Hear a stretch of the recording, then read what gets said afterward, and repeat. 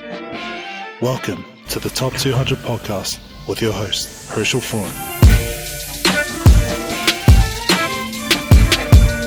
What's up, everybody? This is Herschel Foran from High School Top 200, and this is the Monday Morning Meeting podcast. Welcome to the late edition, the night edition, whatever you might want to call it. I'm sorry that this took so long, and those that have been messaging me hard out to see where it's at. It's only because I've been waiting for some information that I kind of wanted to talk to you about today, because it was something that that went on in the game against Manurewa and Ottawa, and I think if you're following the game that I was at,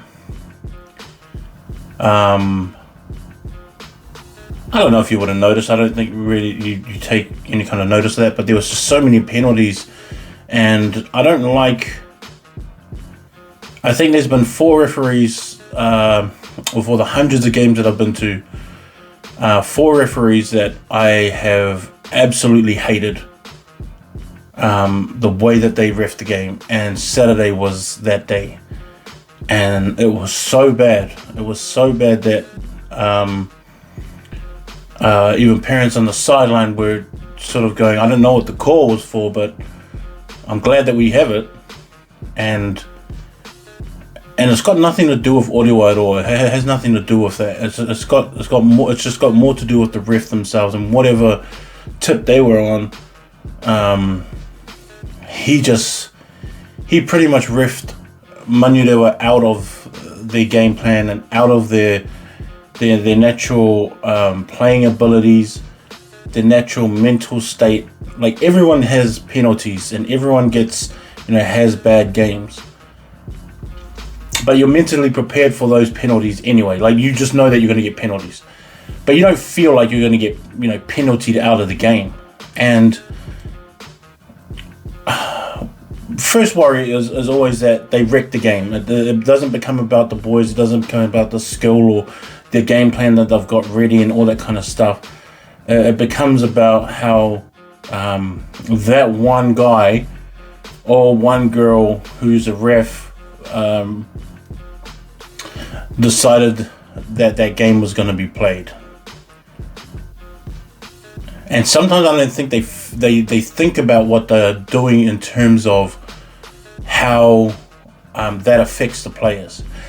And whatever bias they may have, because I feel like it was a bias. There was a biased connotation and direction to the way that he was reffing the game. And the sad thing about it is that when you got a team of island boys who are naturally physically bigger and stronger than the other team, the physical nature is going to be natural anyway. That's always going to be there, and it's always going to be a factor. But like I said, that you come in with the mentality that mentally you can handle just penalties, because that's just part of the game. But when you start to penalize things that aren't explained, that aren't communicated properly, that aren't not just talked about, but just communicated properly, where the captain can understand where it's coming from and that he can respond in the way that is fair. When you take those things out of it, this island team is going to get frustrated, and not frustrated to the point where there's a difference of frustration. As an adult on the sideline, we tell the boys, you've got to be mentally stronger than that.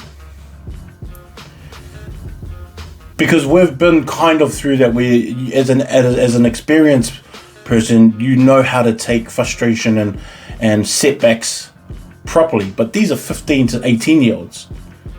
They don't know how to. They don't have the experience, and they don't have, they don't have the skills to know what that means to just let it go and not let it bother them.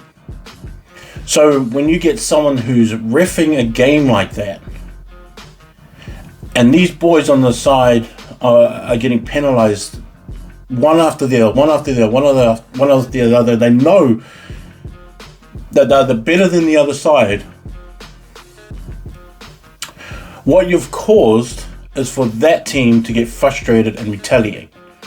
Now they can't retaliate against you. That's the problem. As they don't. It's not that they hate this other team. They hate you, the ref. But they ain't about to punch you. They ain't about to hurt you. You're not the one running it up. We're actually going to get smoked. But what they can do is take it out on that other team. Now we saw what happened if you were at the game. Whether you're on Orewa side or Manurewa side, like, it doesn't really matter. You were at the game and you saw what was happening. Every single hit was violent after that. Like, there's a violent hit that's good and there's a violent hit that's just violent. Manurewa at the end got so frustrated, and I feel so sorry for them because they had no control over this.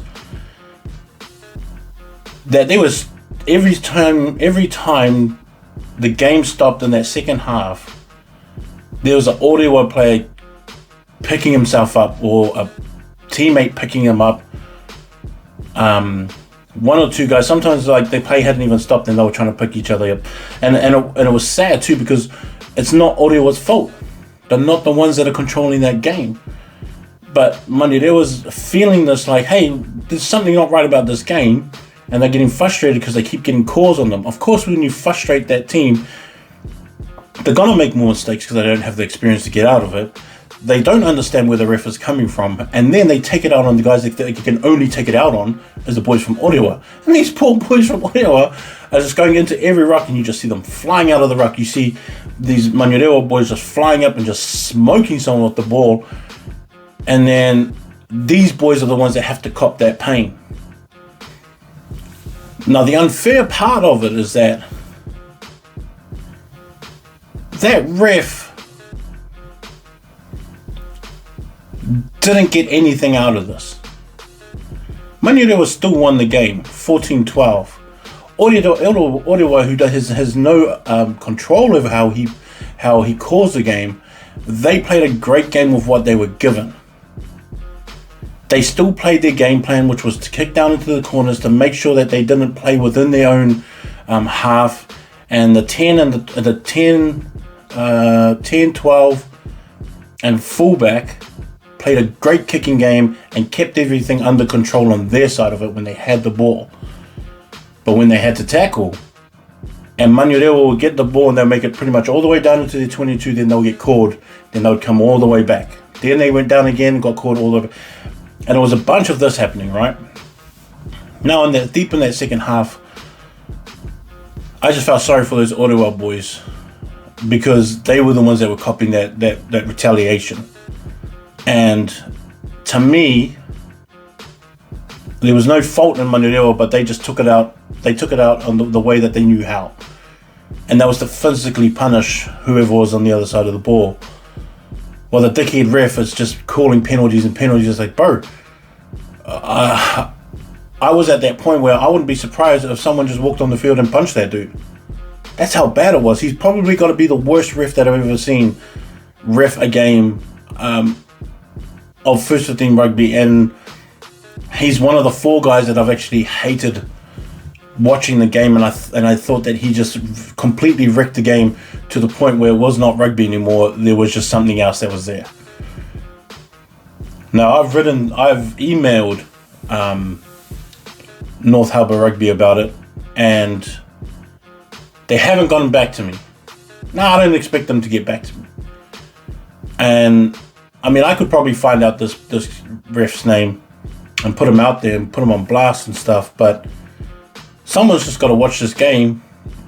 North Harbour, you got to watch this game and figure out what this guy needs. If it's more training, then get him more training. You know, because it wasn't fair on that day. I think that they wrecked a good game of rugby, of what could have been a good game of rugby. Like, I don't even think that the game would have been different in terms of who would have won. But at least the end of the game, both sides would have been happy with the efforts on the field. Whereas at the end of it, it was nothing like that at all. Manurewa came out with a win and weren't happy. And they weren't happy with like their performance. They weren't happy because they were confused. They were like, what the hell was going on? Like, It's almost like personal, like, what did we do? Like, what did we do to this guy that he made us, that he put extra on us? Like, they took away a lot from the game that both teams could have benefited from. And again, it's got nothing to do with audio. It's got to do with how that guy perceived that game and what direction he wanted this to go in. And it fully killed, and this is the first time I've been to Orewa. I was really looking forward to the game. And I really wanted to watch some of those players from Orewa, and, you know, driving all that way, and I thought, flip, what a waste of time. In a way, it was like, what a waste of time. Because this guy just killed a good game of rugby. And these Orewa players, lucky they don't have a midweek game on a Wednesday, because sometimes they do have some Wednesday games. But lucky this Orewa team doesn't have a game on Wednesday or Thursday, because I don't know how they would recover from the Saturday onwards. And they already had injuries. But that was such it was such a killer to the day, and a killer to the teams in terms of them preparing that week to play rugby, and for someone like that to jump in and ruin everything that was planned out by the teams. It was so frustrating to see. And that was like one of the things I was waiting back for, like, just to see what was happening. Obviously I really want to do more than that, but I don't want to make this negative. Like, I don't want to, like, I could be as negative. Like, I've told heaps of people, like, people are like, well, how come you don't build more of an audience? I was like, what, by being negative? Like, by outing people and calling people useless? And I was just like, no, I don't want to do it that way. It's like, I don't want to get followers by being negative, because, like, we see a bunch of that anyway. It's like, that's why we have talk show hosts on like ESPN and then Fox News that, it's like, they just argue about stuff and being negative. I was like, I don't want to do that with kids. It's like, it's not the point of this. Like, I just want this to be about the boys, and I want this to be about their efforts and what they did throughout that week to prepare for the game. And for him to kill it on a Saturday, to me, just killed the whole vibe. Just wasn't something that I was expecting to see on that Saturday when I was driving up. And I always have these these thoughts of like, oh man, I can't wait for these two matchups. I can't wait for this and this, and I can't wait for these guys. I want to see how this backline works. I want to see how this kid has grown. I want to see how this kid has jumped up from under 15s, where he was a really good player, jumped into the first 15, and now I can see what he could. Like, I have thoughts like that. That's what I think about when I'm driving up. But that was just washed. Like, that was just all a wash, and so that was the reason why I was late doing this, and I was waiting for a response and seeing what was going to happen or what they would say, but it just hasn't come through, and that's fine. Like, whatever.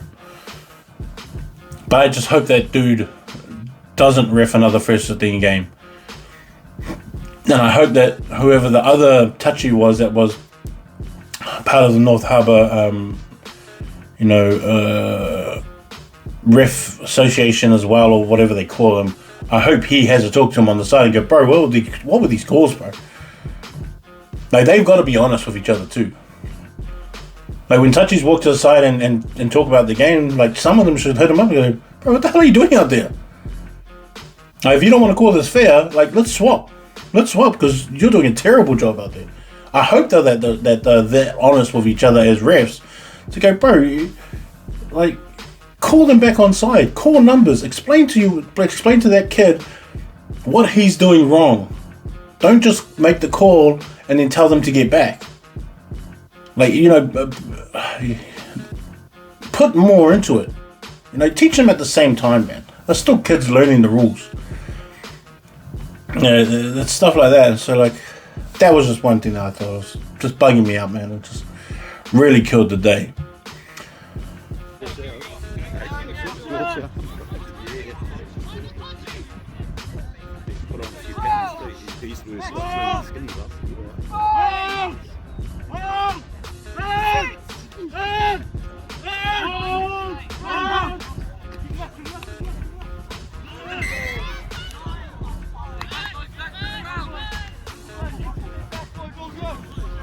Box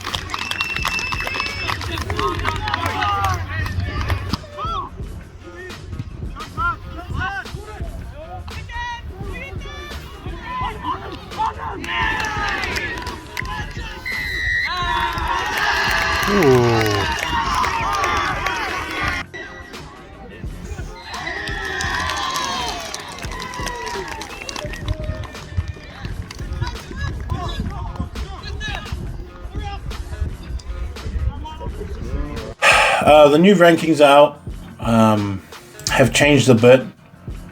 There were, as I click through, obviously we still have Feilding, Rotorua boys and Feilding at the top with St. Peter's, who play again this week. 100% St. Peter's is probably not going to lose because they play Liston, and they're not going to lose to Liston. But those two teams could actually lose at the top. Now Rotorua playing Tauranga is a losable game. Actually, the number 1 and number 2 could actually lose. Feilding could also lose to St. John's as well. And Rotorua, and both of those teams actually play away. Rotorua go to Tauranga and play, which I should be driving out to go and watch that game.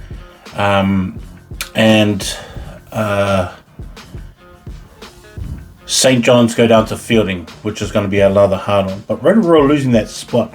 And I guess it's safe to say if both of those teams lose, St. Peter's will become number 1.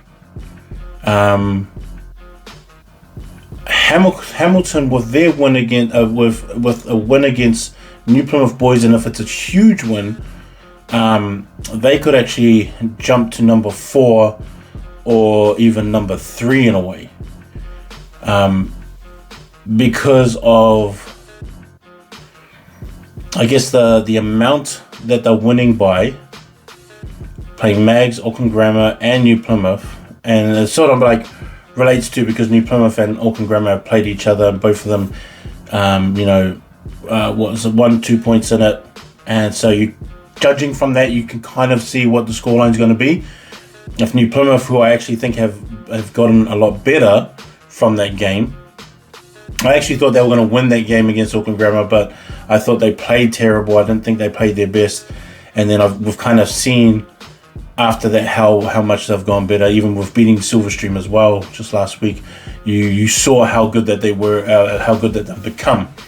And so if Hamilton puts up a big score, they could easily jump over a couple of those teams too. But Rotorua have got to be careful. I think they've got to be careful and make sure that they play this game right, in terms of for one, making sure that they're not too comfortable in the position that they're in. Tauranga boys is a really good side. Tauranga boys is such a good side. They've got a really good they got really good backs who are experienced, who have been here even last year. That forward pack is pretty scary in the sense that a lot of those boys, especially in the front row, obviously with Hammond there, kind of it's going to be one of those things where if Tauranga out physical Rotorua boys, which is not it's not like it's not out of the blue to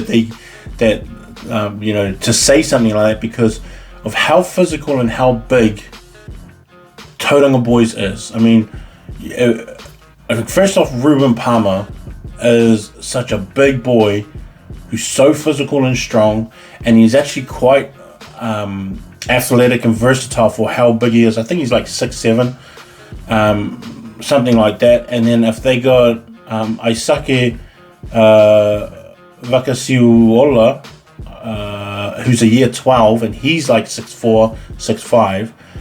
If those two are both playing lock, then you have the normal ones of Whaangavalu, Hammond, James Howard, Sam Dyer, Jack Anderson, Cody Pentecost, and then Trent Rudanui as well, who's at prop. Like if you have a forward pack like that gets over physical and they can match them physically, Rotorua is going to have a hard time trying to get those backs out in the open and trying to get those backs more time. And Jay Tamati at halfback is only going to have so little time to actually get that ball out if Tauranga become that physical with it. And I actually think that Tauranga is going to have that approach. It is going to bring that physicality. And then even with their backs, like especially with Matt Stewart and Kay Smear, Amaya, and Sione Lasike out in that back line, they're not going to have that freedom of time and space to make those moves and get to where they need to be. Rotorua boys have had it throughout this whole year. I think the other time where we saw it sort of shut down a bit was when they played St. Peter's too, with St. Peter's College in the preseason, and like this was just preseason, and most of these squads were both there, but St. Peter's was so aggressive with cutting down that time and space that they really did have to work to get that and momentum going and sort of the forward ball that they needed. Tauranga boys can actually do the exactly the same things that St. Peter's can do too. And if that happens, this could be Rotorua boys' first loss. And it's not going to be a surprise. And I'm at that point too where I'm like, I don't think this is a definite win for Rotorua boys at all. I think that it's going to be one of those things where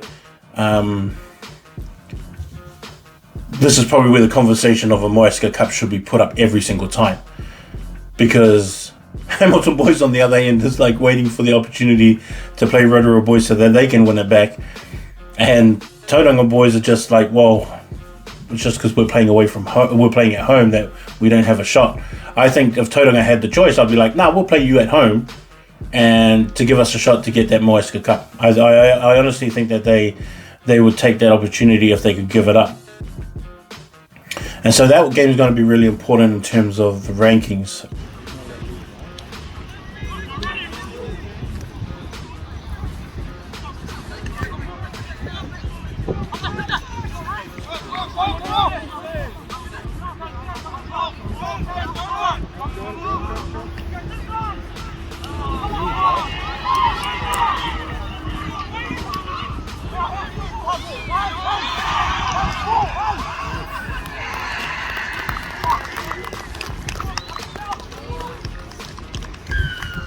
Obviously, Hamilton boys winning big is going to be 1-2, but then the Feilding and St. John's game. And this is what pisses me off about Sky TV, and I know the way that they do it and the way that they choose games is based on where all the equipment's going to be, and all the equipment's going to be was wherever the Super Rugby games are going to be as well. And so, for me personally, I would have chose Feilding and St. John's game to be the one that's probably going to be televised. I think another important game that should be televised as well would probably be the Hastings Palmerston North.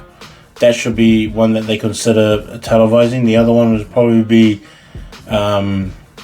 John McGlashan and King's High School should be a televised game.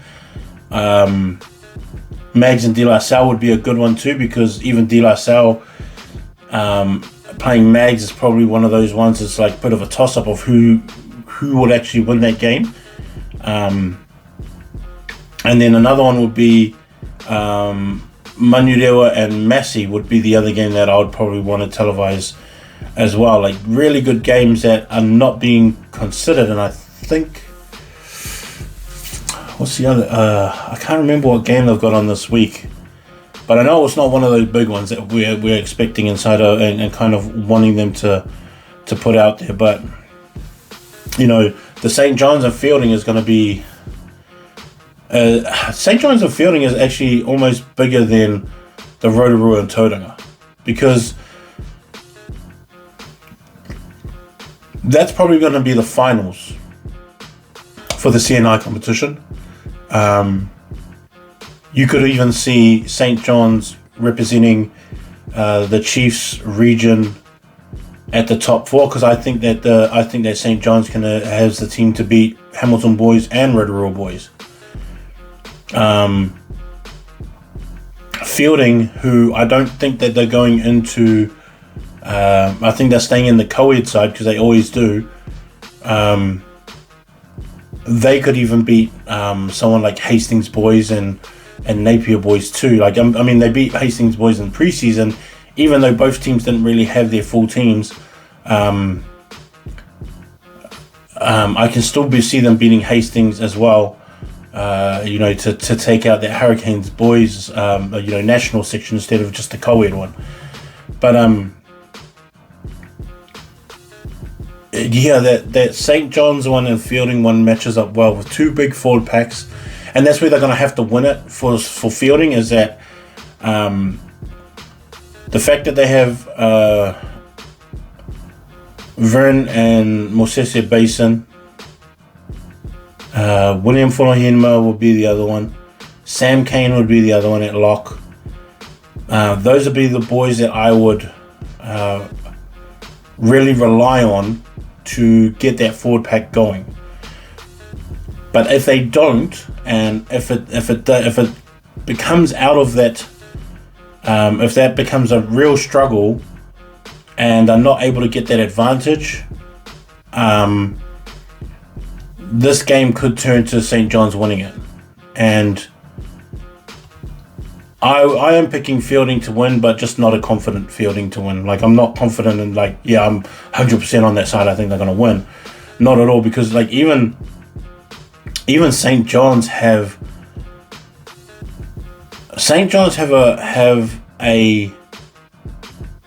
a big side that can match up physically with those guys. They're not more skilled. They're not more skilled than Vern or William or Mosese. They're not more skilled than that, but they have the boys that are physical enough to match that.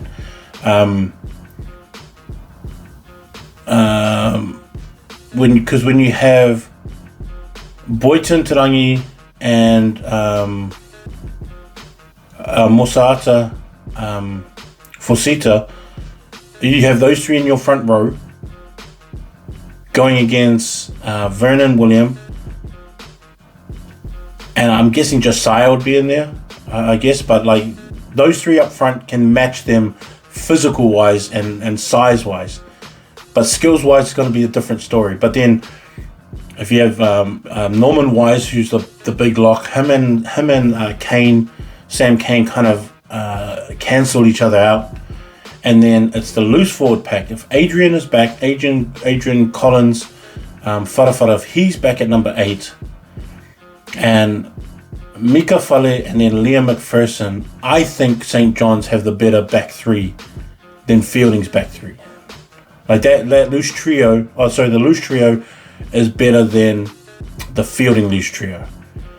Mosese Basin's obviously going to be a star in that, but I mean, Mika and Fale and Basin, they sort of go at each other is going to be pretty cool to see. And I've seen Mika play quite a few times last year and this year, and his confidence is sky high. So it's going to be cool to see these two young fellas go at it.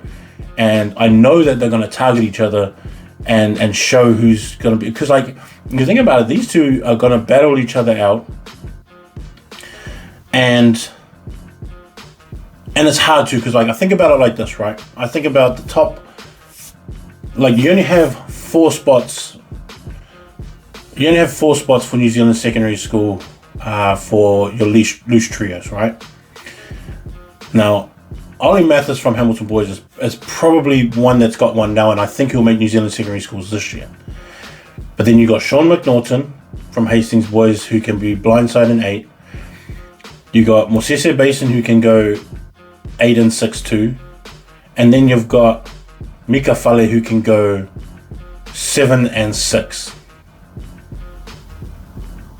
But not all of them can make it. You know, not all of them can make it. Maybe if they, I guess, juggle some stuff around. But for me, right now, those 4 year 12s, or those 5 year 12s, are going to be the ones to watch right now. And so this battle between those two is going to be big. Adrian coming back from injury is going to be massive. And then the back lines are also going to be a thing that cancel each other out. But I feel like St. John's have the better back line. Depending if Harlan starts, if Harlan King starts, or, you know, yeah, I don't know, because Karma might play. But if we just go with Harlan, Daniel Ticklepenny, who I think is the best first 5 in the Chiefs region right now. Then you got Jack O'Brien, Wesley, Kudulala would be the other one.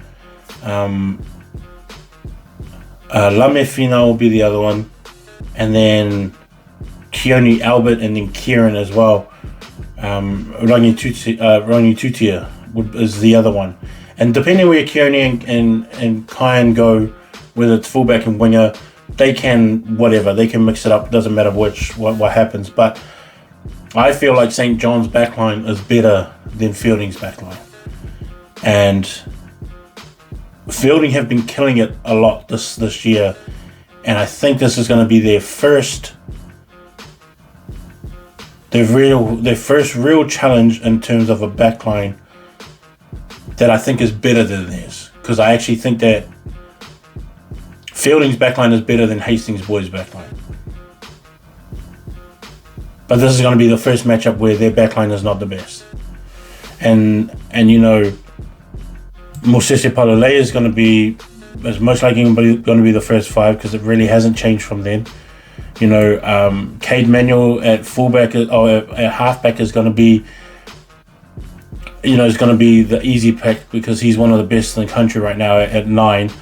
Ben Whakawā and then Matt Florence is going to be the midfield matchup, which I think is going to make most sense. And then Hoane at the back, Hedewini, or Digas as his last name, I think his last name is. And then Dan Maisiri is the other one at winger. And the best thing about those guys actually is that there's 4 of them are year 12, so they're all going to be back next year, and they're going to probably have one of the better backlines in the country again. But I don't think that backline can match up with the backline of St. John's. And if Feilding matches up that type 5, if that type 5 for Feilding becomes too dominant, I don't think that St. John's can win. Yeah, I don't think that they can win. It's not going to be a good day. It's going to be a pretty long day. And like, winning and losing this game is going to be great. Like, whoever wins and loses, that's cool. But I feel like both of these teams are going to take what happens in the game on Saturday, and then they're going to go, okay, let's plan for the end of the year when we have to play them again in the finals, because I don't think that anyone in the CNI can beat these two teams. And the only loss in the CNI is going to come from this game for both of those teams. It depends who gets who gets the loss. Now let's hope that none of the players are taken away through sickness, because that would suck. But I mean, like, the whole country is getting sick. My little daughter's sick right now too, and so that's understandable if that kind of thing happens.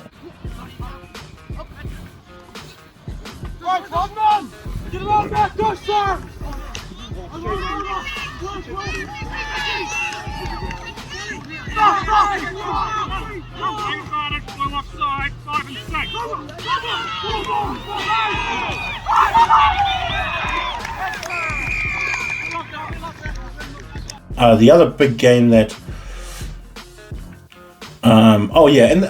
the other thing is that, and this is just to explain a little bit in terms of ranking, like how this works is that, let's take someone like St. John's. St. John's has played in the preseason. They played St. Peter's from Auckland. They played Tauranga, they played Rotorua, and now they're playing Feilding. Now that's 4 top 10 teams. Even if they lost all of those games, that doesn't mean that they're a terrible team, because they played four teams in the top 10 and they lost all 4 of them, which is like understandable to do. Like if they lost 4 games against, teams in the top, 40 to 50, that's a different story. Like that would be like, okay, well then I know how far back you can be in sort of the rankings. But if they're in the top 10, then you're like, okay, I know, especially by the scoreline, is like, I know where you're supposed to be around in here. Now, the preseason one's a bit different because, you're trialing different players and combinations and all that kind of stuff. And so that's understandable. But when you get to this point, in terms of like rankings, the strength of your schedule helps. Like, John McGlashan may not even move further in terms of ranking unless they were putting up 50 points every single game against every single team that they played down there in Otago. But it's hard for a team like that to move up the rankings a lot if they're not playing a bunch of teams from the Crusaders and beating the best teams there. Like if they went up there and they go, oh, we're gonna run through Christchurch, St. Bede's and St. Thomas, then for me, I'll be like, oh, okay then. That's how legitimate they are. Not in preseason, but I mean mid-season games. Christchurch right now is running really good right now. No superstars, but running really good. And they're like a team. They're relying on each other, not looking at their superstars and going, "Hey, you want to do something for us?"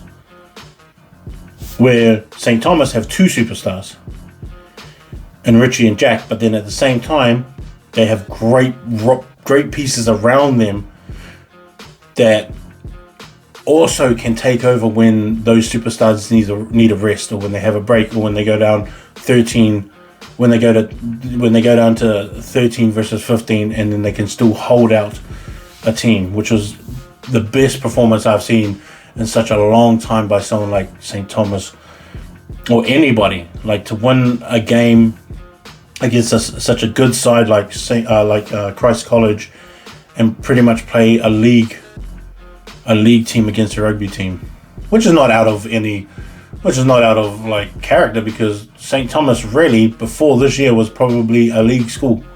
This is the first time that people are actually looking at them as a rugby school, when some of those boys from St. Thomas are just like, Tavita just played a massive game at fullback, and even those year 11s that came on the field too, I thought, well, they did really well.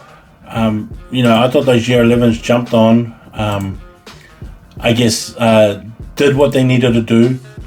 I guess like made sure that when they came on, they were an asset. Because I think that's kind of the problem too, is that when you bring on players, especially to win games and close out games, like obviously St. Thomas weren't looking at this scenario and go, okay, well, down to the 60th minute, we're going to have 12 people on the field. Who can we put on? But then they had like Sosai Alatini, Ashton Clark, and Jackson Stewart, all 3 year 11 players, all jump on the field and hold their own. They really held their own, which I thought was solid to see guys go on a TV game and do that. And I just thought it was great, and a great opportunity to show how good they're going to be once they come back next year in year 13. Like, I thought that was mean by those guys. But Tino and Maritino were two fellas that I thought played real mean on that game, and so was Norman as well. Norman's one of those unsung hero kind of guys too. Lachlan Harris-Tana was Tatana was another one too at hooker. I thought those guys were solid, and it was just such a good game. Other teams that I've been looking at, because like when I was looking at the games and looking at the rankings when I was doing the rankings today, it was probably one of those situations where I started to think about a few teams. Like Howick was one of the teams that I was kind of high on, and sort of like making and sort of like seeing where they were going to end up this year. And I thought they were going to do a lot better than what they have been, but they went against Mount Roscoe on Friday was really good, and really good to see that kind of scoreline. And so I hope that they're back on the right track, because I think they got too good of a squad to lose the games that they have lost, so far in this beginning of the season. And I really hope they get it back on track, because they can. I think that they're a better side than they've actually performed. But the other schools that I was looking at, like Wellington, they had such a good game against Scots College, and I really give it to them and how I think their determination at the breakdown was great, and how good the boys responded to being able to keep their ball secure, even after what was going on. Like I still thought that Wellington kept the level head and kept to the game plan. They didn't do anything overly silly or didn't chance way too much where it just didn't benefit them in the end. But to me, the team that you have to watch out for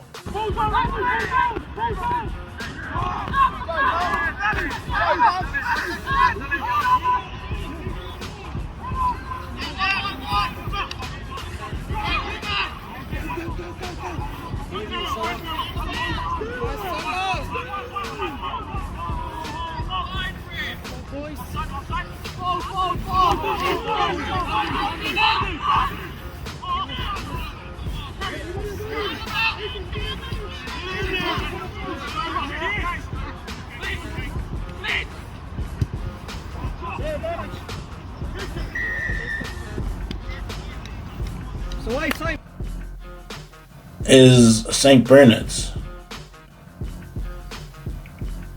And St. Bernard's plays St. Pat's Town. I mean, Rongotai already saw Hibs, and Hibs beat them in that last game, which may be a first in a while. I don't really know the history on that, but I don't think I've heard, not since I've been doing it, I don't think I've heard Hibs beat them before.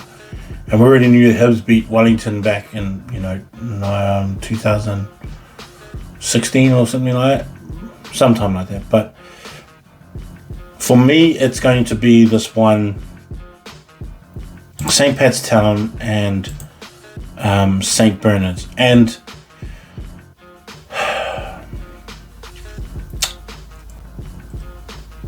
St. Pat's Town have a better backline than St. Bernard's have a better backline than St. Pat's Town. Town have Francis, which is, he's probably going to be the best player on the field. Now, Francis Metric can actually, I don't know, if he controls the game from where he stands, which I think he can. I think that he's good enough. He's a good enough player to take over the game and have Jack Sitwa, if Jack Sitwa was playing at centre with him. I think that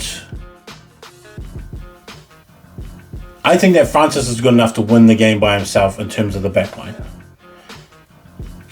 And that is a lot of pressure, but I just think that he's that good, and I think that he's that talented.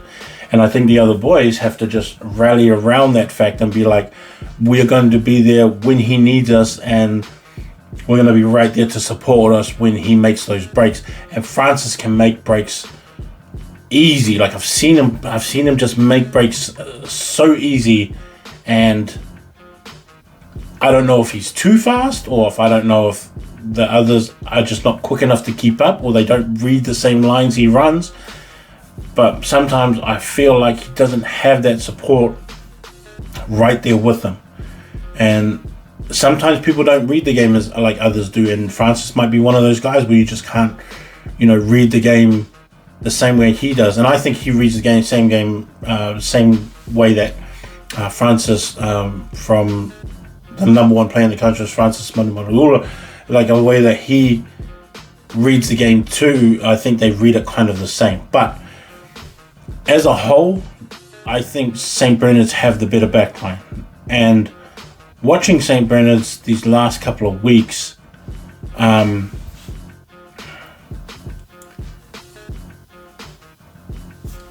when you have Josh Leafapaki at first five, with just how good he is and how calm and controlled he is on the field, and he's so patient in terms of waiting for, it's almost like he waits for the defense to overplay something and then he reacts. But because there's sometimes when I watch him and he holds the ball for a bit, or he sort of just shows it, and then he just like sort of glances over, then he knows no defense is drifting across, and then he just takes off, and then he's got he's got a bit of light ahead of him, and he just takes the gap. But then you also got Kelly Tangiwai-Scott, who I think can match up well with Francis. I don't think he's better than Francis, but I think he matches up well and can cancel him out. I mean, if I was Kelly, I would run at Francis all day and make him tackle and make him defend a lot on defense. So when it comes to offense, hopefully he's tired enough that he doesn't put out his best effort. But that's the way that I would play him. And Kelly and Regan Gray, who Regan I think is a really good player too. I mean, I would just leave Jack Sitwell alone in terms of like, making him tackle. I was like, no, I'll just make Francis tackle the whole time. I'll just make cuts back to him every single time and just try and go down his same channel. Like, I mean, because the other way that you could sort of think about it is like, if you channel him and he makes tackles and then he ends up at the bottom of the ruck, he's not there to be the defender either. And you could just, play it off that as well and go, okay, we'll just attack the spaces that he's left open and pretty much just go after everybody else.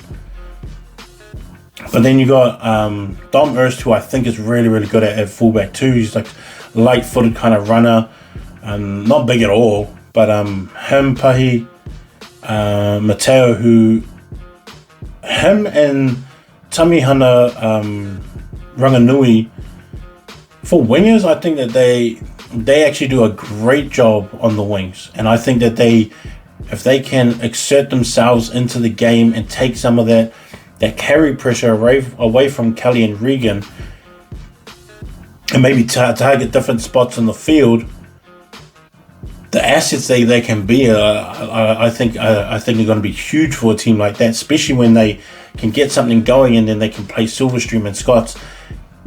And I have a feeling that they have the teams to beat Silverstream and Scots as well. Because I actually think that St. Bernard's has the same problem that St. John's Hamilton have, is where they don't believe that they're as good as that they actually are. Because they haven't been a traditionally strong rugby school, they kind of think that way as well. They always think, oh, now Scots and Silverstream and that they're all, a lot better. Where I just think, well, I kind of don't think so. I don't think that they're that far away at all. I after seeing what Wellington and Scots College have, and even Silverstream in a way, I think that this St. Bernard's side can make the finals or even win the Wellington competition. Max Fata is such a good number 8, and he can carry that side with him and Aleki Manuele is like the other one at open side. Aleki is the one. Aleki and Jordan Chapman are going to be the matchup that I like to watch, because both of them are same size, both overly physical, both really aggressive and explosive, and they like that contact. And both of them, I hope both of them, have a go at each other throughout the whole game whenever one gets the ball, because those two play the same. I feel like that where they need to probably pick it up at is in that front row. Quinn O'Kane is the hooker, and I like quite a bit, and he's been in the team for a while too, and so him and Deacon R4 probably may have to take the lead, especially from the lock position. I feel like those locks have to do a bit more in terms of being able to keep the rucks competitive, keep the players there, and keep the position there where they don't relax. I feel like they and a lot of schoolboys do this too, is that they just accept that they've won the ball instead of making them win the ball right to the end until that ball is gone. And I feel like if St. Bernard's did that, and Martin and Isaac, if they went into that with that same mentality and have St. Pat's fight for that position the whole time, I think that they can actually get a win out of this game, because Salesi, Simon and Whangai is him and Solomon Avaka are the two main guys up front, and yeah, Jared is there too, but to me Solomona and Salesi are the two main ones there. And what Solomona does is that he sort of plays on the out edge. Now, if you challenge the ruck so much, he has to come back. He can't just run the ball then drift out. He can't just have the scrum and then just drop back into a position. Make him, or make their teammates call him to come back, so that he doesn't have that. They don't have that advantage out on the edge, where Regan has to match up with him now, or one of the boys have to, or what's his name? The fullback Don has to go, okay, I'm taking the last man, and then he sees that it's going to be Solomon. He's like, from now I have to tackle this big ass dude out there on the edge. You just don't want him to get in those situations. But I feel like at this point it's just if you're able to challenge them that much, that's the position that you really want them to be in, as the point where you can get everybody to come in, and then after that you can start, I guess, attacking where you want to. And Kelly and Regan are probably the ones that you want out there in that midfield, really challenging them and just try and break them down as much as they can. But I really feel like St. Bernard's has a team. I just hope that they believe in themselves at the same time. One of the other ones is I was looking at it too, Samhain had a bit of a cruel loss, and I think that they were there, maybe not mentally there in terms of the way that they could have been stronger, but they had the opportunities as well. I think them and kind of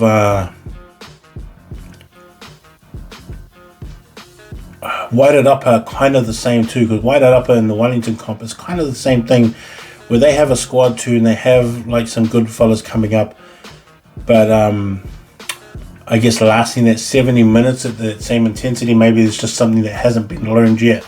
But they both have good programs there. Whited Up is the same. They have really good programs. I actually want to see someone like Howard to come out of Taranaki and play someone like Whited Up or Samhain combined too, because those will be some good games to watch too. The other games that I was thinking of,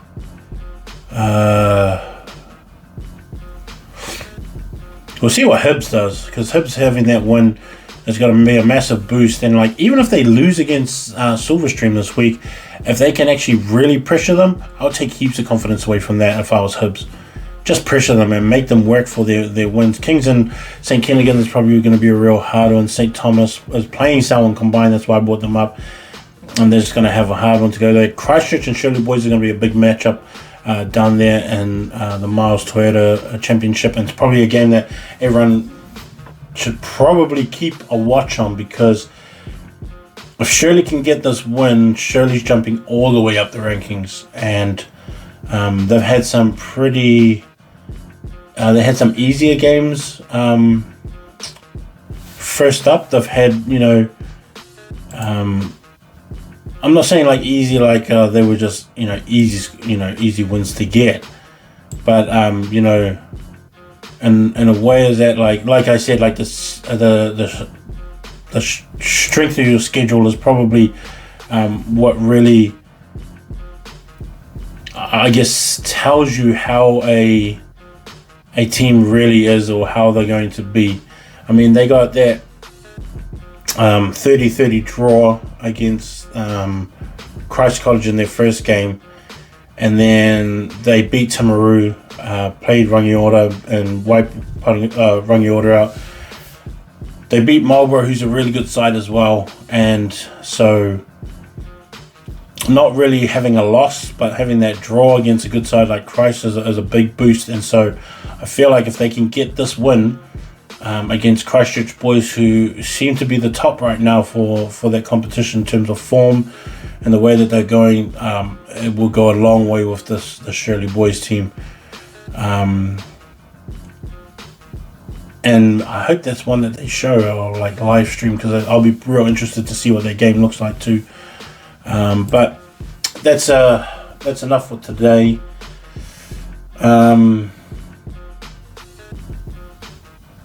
And take a look at all the rankings, because the rankings are going to change too, with the top 60 year 11s. That's going to change.